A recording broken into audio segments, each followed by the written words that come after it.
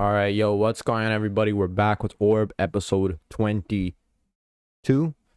Last time Frey revealed himself to be a traitor, he was actually the kid in the flashback, which I actually predicted, which I'm very happy about. And now we're going to carry out the mission to protect Draka and get the carriage, horse, whatever, to, publish the book.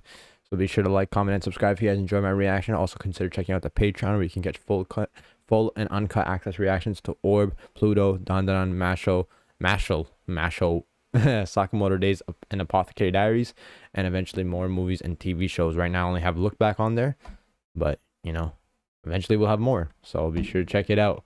Also, please subscribe, please. I know a lot of you guys don't subscribe. Please do. I saw the stats, it was like 99%. I hate to bring up stats, but I'm trying to grow the channel too, so please subscribe.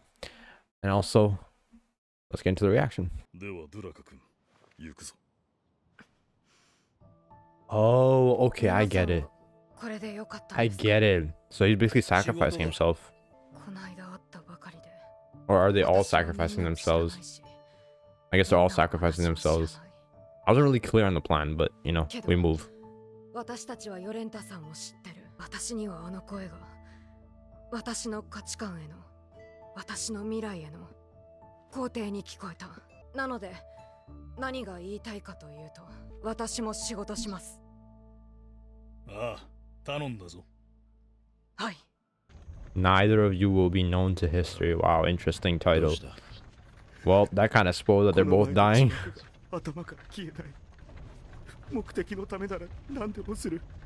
Isn't this the dude that was torturing everybody? Now he's scared like a pussy. Wasn't that him? Isn't that literally him? That's crazy if it is. That is him. Because that's the one that went to Novak in the first place. だから私は朝日が苦手だって。今度は本気で思ってる。は？本気？嫌がらせですか？そうも取れるが、君にとって魅力的でなくても、私にとっては世界一素晴らしい時間なのだ。それを伝えたくなってね。しかしおそらく、私と君が偶然出会ったからだろう。私は異端審問官。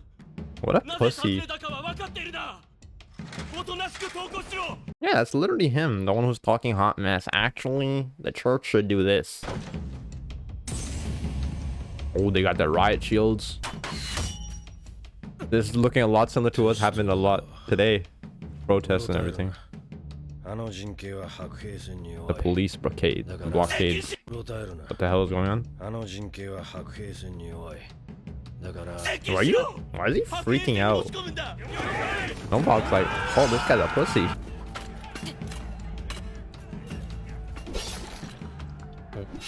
Ooh, that was a nice formation. And some assassins, they had no observation hockey. And now they're gone.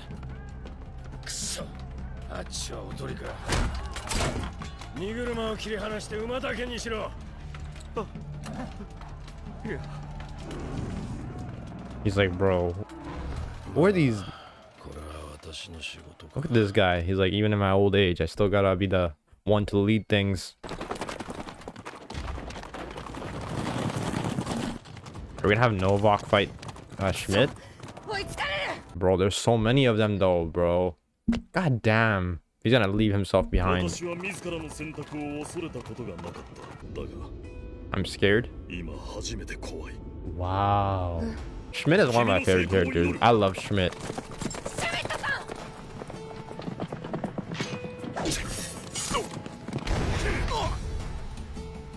Ooh, took his ass out too. They got the fodder first. Not fodder, I'm not trying to disrespect them.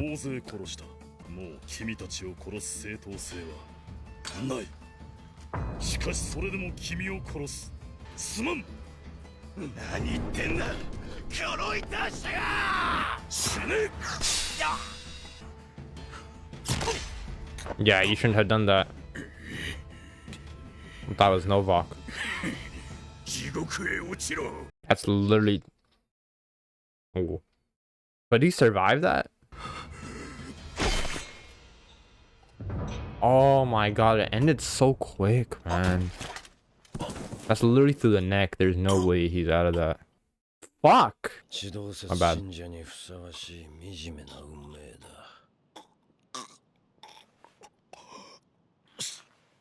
God damn the blood from his eyes.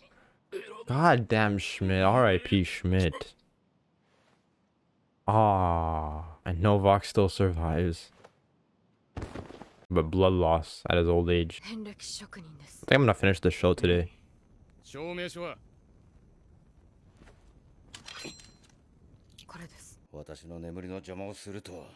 Yeah, they're about to publish some shit. Oh, she's coming to him? What? Okay, okay, I got it. Gotcha. He's not gonna die like this, no way. He barely got hit. 悪くない。で、どうやって儲ける？端的にお話しします。今や市民は宗教ではなく娯楽を欲している。大道芸から処刑に至るまで貪るように群がる彼らの熱気を知ってるでしょう。文字は思考に直接届く表現だ。市民にも読みやすくすればきっと病みつきになる。印刷機の使用と本の発行許可をもらいたいんです。必ずや損はさせません。ほう。で、その本の内容は You gotta keep it very like 地球の broad. 運動についてです。 Ooh. Oh, I mean, okay, I get it now. I get more of the plan. Because, yeah, that's literally what she's saying to convince him. 歴史上、地動説が弾圧された前例を聞いたことがありますか？君を監獄に送る前に教えてやるが、地動説はかつて私の父が何人も裁いた。 But what was his deal with studying heliocentrism or like the astronomy? よそで弾圧の話は聞いたことがない。やっぱり私も初めて知ったとき、危ういと思った。逆に慎重になりさえすれば、必ずしも禁止されるべきものではないのではないですか。そしてそれは刺激的な娯楽の題材になりませんか。要するに君の考えでは、地動説が異端かどうかは時の権力者の裁量によっていくらでも変わるというわけか。Controlling the narrative. 私は風向き次第ではいくらでも君を切る。 Bro, I hate this dude so much. 肝心の利益の分配は Give 10% to Potoki. 5対5で。50-50 is crazy. 冗談言うな。私の歩み寄りを考え Shut up. That's such a fucking fair, like, 2だ。 it should be 80-20 the other way, you fuck. But you piece of shit, but we can't do anything about that. We gotta get it out there. 話はまとまったな。 80-20. ありがとうございます。発行に際して一通手紙を出したいのですが、いいでしょうか。では、私の伝書鳩を使え。 Letter to tell the people that she did it. 異端捜査に協力しているものだ。これ許可書。どこへ向かった？え？教会の方へ。ここらで強い酒を売ってる店はないか？ Stiff is a stiff drink? That's crazy. え？ Motherfucker's right here. 本当に司教。 Yeah. ノバクです。昔異端審問官を。ああ、覚えてる。指導説。Yeah, we know. ああって何 Holding a bag of money. That's the publishing machine. 一つだけ聞かせてくれ。君は地動説の何が問題だと思う？は？随分曖昧だな。 Look at this guy acting all high and mighty. 分かってないならはっきり言おう。人を異端と呼び拷問し殺すなら、その理由に正当性があるのかくらいは自分で調べろ。 What a bum. This guy was literally torturing Yolenta for that very same reason. 血は固く捉えられ動かされることはない。 Hypocrite bitch. あるいは世界は固く据えられ決して揺らぐことはない。しかし冷静に考えるとわかるが、これらは地動説を排斥する絶対的根拠にはならないぞ。唯一の真理と主張するのは危ういかもしれんが、単純に数学的過程としての発想だ。万に一つ大地が実際に動いてるとしても、その前提で聖書を読み直し、再解釈に努めるのが我々の役目だがな。I can't stand this motherfucker. 今 You're like, that took my daughter away. 必要なんじゃないか。 Fuck whatever you have to say. I don't know if Novak kills him right here now. しかし But if he does, then he's gonna kill Draka too. ああ、私の父は宇宙論に厳しかったな。 He probably had some failure in the past with astronomy, which is why he's so salty, and that's the real reason he wanted to shut down heliocentrism. It was basically like a personal grudge that he had rather than something that came directly from the Bible. It had a legitimate reason. 宇宙論に特別厳しい権力者がいて、運悪く彼の管轄内で地動説を研究した者たちが異端者の烙印を押された。 Hubert and その汚れ仕事は Patoki? 修道会出身の通常の異端審問官ではなく外部の者。 To him, to Novak. 傭兵上がりの君に委託された。 It's literally just a personal grudge from the bishop. 一部の人間が起こしたただの勘違いだったということになる。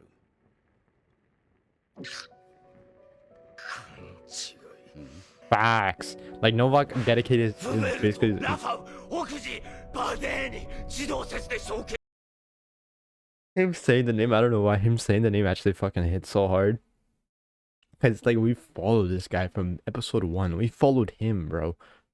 No matter what happened, no matter who died, we followed him and his journey and like him killing all these people. So it's like, what the fuck was all that for? My fucking daughter. I don't know where the fuck she is. I don't know where. Oh my god. And if he found out, like, the fact that he just killed Yolanta, even that would just set him off even more. And the voice acting too here is so fucking nice. I feel it. フベルトラファウ奥地バーデーニ自動説で処刑された者の名だ。私は確かに殺したんだ。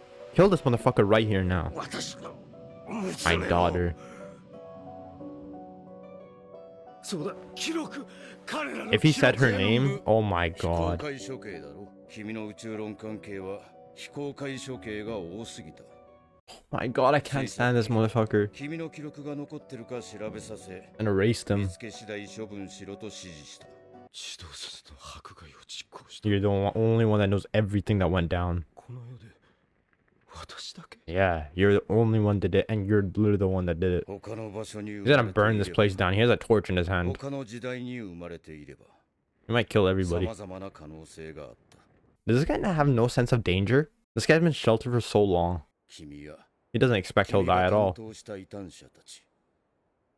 He's just saying stuff 君らは without 歴史の worry of 登場人物じゃ consequences. ない。 which is true. Wow, man. That's a fucking lesson right there, bro. A history lesson. A lesson in history. Okay, that's a lesson in history, bro. Novak was the one. He was the only one that knew everything, right? And we've been known this. We've been known that there were going to be consequences eventually for Novak. But despite the fact that, you know, we've followed Novak since episode 1, we've seen him as a villain this entire time. We've seen all the heinous shit he's done, minus the, you know, his relationship with his daughter. That's when things started to get murky in terms of his character, and it started being like, you know, gray area, because, you know, he's a genuine believer in, you know, in God, and he genuinely believes, you know, the lies that they were selling. You know, he genuinely believed in that, and he just followed it. He just abided by it until now, when, you know, this bitch ass motherfucker Anthony is in power, and then, you know, he told Novak the truth, you know, like the fact that, you know, but Novak really should have seen this coming, right? Because burning of evidence, heinous shit the churches did. Come on, bro. We know he was literally, he knew what he was doing. He was self-aware throughout this entire show. So he should have seen that coming, but despite that, it still fucking hurts, because, you know, he lost his daughter. He's killed all these people. He's had numerous times to, you know, change, but he hasn't really. But, you know, he still respected the people that he killed. There's so much depth and complexity to Novak's character. It's fucking crazy, bro. It's actually amazing, you know. And I really love that the format that the show went with, in terms of, you know, the main character that we were following changed so many times that in actuality, like the real main character, I guess you could say, was like history, right?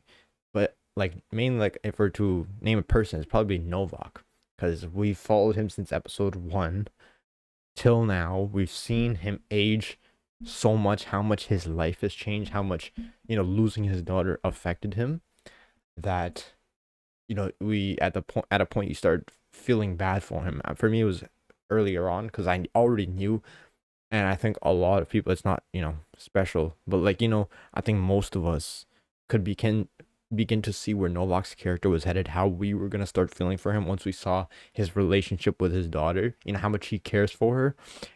I kind of clocked it the moment he was torturing that guy in episode, I think it was 2, and he was talking about the letter that his daughter has. He has it with him, so you could begin to see that he was like he had some values, he had people he cared about, he had a reason doing what he's doing, and you could kind of start to see like where his character was headed, but it still hits nonetheless. And actually seeing his daughter, it basically saw his entire like family grow, how his relationship with his daughter strained over time, because he didn't see her, bro, let alone strained. They were just separated entirely. And if he ever finds out, I really hope next episode someone, Yolente's name slips into the conversation, and Draka mentions it. Novak finds out who that girl was that he killed. I mean, because he didn't really even get to see her face. Like the moment he stepped out, Yolenta might have seen like a glimpse of him, but Novak literally stepped out and then it blew up. So I really hope he does find out. But that's so fucking heartbreaking, though. You can't tell me that's not heartbreaking. It sucks, man. Now Draka's kind of like the one carrying on and actually publishing it, because she's literally the only one that can. I know I'm switching topics a bit, but she's the only one that can actually publish the book written by Oxy. And I really love how they made like every character as vital as the next on this journey to publishing this book about heliocentrism. I really love the journey because you went from Raffle, right? Or you could even trace all the way back to the bishop, to then Potoki, to then Hubert, then Raffle, right? Because I think they said the bishop, like, he taught these people and they showed Potoki and Hubert. So I'm guessing it went from Bishop, Potoki, Hubert, and then Raffle got inspired, and then he let that inspiration live on. And once he did that, then that Oxy's friend, Gras, he passed it on to Raffle, who started doing research alongside due to Badeni's orders, right? He needed Oxy's help. Oxy then began getting an interest in education for the nation of emancipation, so he wanted to go to university. He started writing, he started learning how to read and write through Yolenta, who was also a part of them. And now after him finishing his book, Badeni, I'm just recapping the entire show, but it has a point. So Badeni, he had all his research burned, but he still left the documents in there at the mountains, like Oxy's book, right? It was Oxy's book there. Yeah, it was. Wait, no, it was Oxy's book, whatever. Regardless, that Oxy's book then went into the future. It also reminds me of what Yolenta said when she was talking about how reading and writing are miracles, when she was like, describing how it feels to read and write to Oxy, and then she was like saying it's like we're traveling, or I don't know if it was her or Novak also used a similar line, but they were talking about how it's like traveling through space and time. Books, we're getting to experience what these past people felt, the jokes that they said, what they believed in. And Novak was also kind of talking about that with the necklace type of thing. He was talking about how Astrolabe, I think it was it an Astrolabe? No, that's the other thing. But basically how that cross space and time to get into Badeni's, the barn where he was studying, and not studying, running his stuff. But then I digress. Oxy's book, then traveled to the future, not literally, but now this organization with Yolenta created after escaping through the torture that Badeni and Oxy went through and did not make it from. She escaped and created her own organization, let their wills and her own kind of pass on to the future, but mainly it was because of the friends that she lost, right? It was because of Oxy and Badeni. I think that's really what propelled her and flipped a switch in her, flipped a switch in her brain to be like, okay, I gotta fucking lock in, and I gotta turn my life around. And then that's why she like suddenly changed. It's all about like, heliocentrum is the aspect. Heliocentrum is, oh my god, I can't speak. Heliocentrism is the focal point of the show, but I would argue that that is not the main reason that these characters, carry it on. It's because of the people that came before them and what they lost, and because it mattered to them that the people in the future felt like they needed to make sure that those inspirations, those goals, those ambitions survived into the future. I think that's the best way I could put it. Because, Yolenta, she always talks about, fulfilling these dreams of publishing the book. And she's very, like, by that. She wants to make sure that happens. And the people that follow her, like Schmidt, they, stuck true to her goals. But what Draka hung on to, and that's why she's important, is the fact that she hung on to the soul of Yolenta, basically, and her own feelings. That's why she carried on into the future. That's why Draka is doing it, whereas Schmidt and the others were doing it to accomplish the goal of publishing this book about heliocentrism written by Oxy, because of their own views and philosophy on life. Draka was doing it because she didn't really believe in God, right, like the others, but she believed in Yolenta's words, and she believed in Yolenta, and she wanted to make sure that despite the fact that she was kind of being threatened into doing this stuff, she also was in awe of Yolenta's sort of her own dedication and how determined she was. That's part of it. But then also, how Draka, she was betrayed by people in the past, but she saw how like dedicated and how much Yolenta cared about this ambition. And she I think she even mentioned that Oxy and Badeni were my friends. I think she might have said that. I might be making that up, but I'm pretty sure she said something like that. And I think that's really what Draka hung on to, is the fact that Yolenta stuck true to her goals, and she really wanted to do it for the sake of herself, not only herself, but also for the friends that she lost. And that really like touched Draka, which made her want to, make sure this happened. Also for her own benefit, don't get her wrong, but for carrying on Yolenta, she said that in front of everyone, and that's also affected the people around Draka, namely Schmidt, who was the coldest out of the bunch. He was logical, ruthless, cold-blooded. But then we saw in this episode how he was beginning to feel afraid, and I think he like valued his own life more, and